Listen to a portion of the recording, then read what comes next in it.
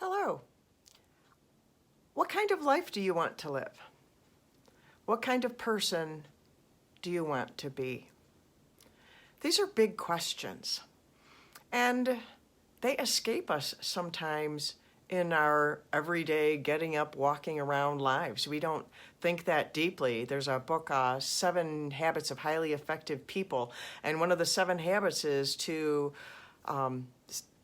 start at the end for the beginning. I don't remember how it goes, but one of the things he has you do is to kind of write your own eulogy, or what would you want people to say about you at your funeral. And yesterday I had to go to the hospital. My husband had to drop me off at the hospital because of the pandemic. They have a no visitor policy. So there I was in extreme pain, and I had to be dropped off and didn't have a patient advocate. Had to do that by myself. But beyond that was another aspect of this whole COVID thing is I have friends that have lost people to this pandemic, and I don't know how many people have said goodbye to loved ones on FaceTime.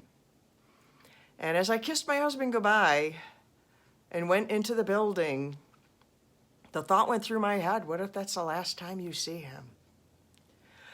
And though I didn't really believe that, that's something for us to consider. We need to live our lives intentionally every day, because we never know which one is going to be our last day. There's a quote by Muhammad Ali that I read recently about, live each day as if it were your last, because one day you're going to be right.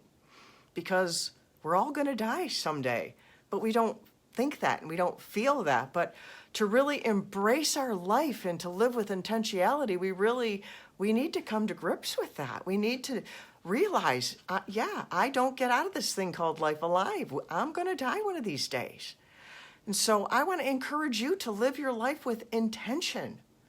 Live your life with intention every day. And don't let this pandemic steal from you and make you just recoil inside yourself with fear so that you don't do the things that are truly you, reaching out to people, loving people.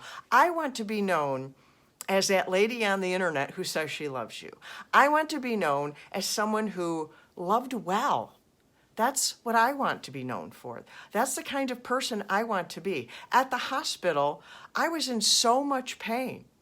But when I was being transported from, the room, from the first place to all the different places I get transported to, every time I came in contact with someone, I tried to reach out and connect with them because, they go through this and it could just be going through the motions, and they're dealing with people in pain and stuff, and people can be very unkind when they're in pain. And I asked them how were they and how long have they worked there, and trying to validate their humanity, because what we do affects one another.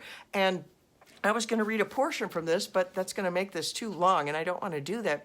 I want to pique your heart, your interest into asking yourself, what kind of person do you want to be, and what kind of life do you want to live, and to do it with intention and address the things that are in your way, the obstacles. If you want to be a better person, then you need to do personal growth.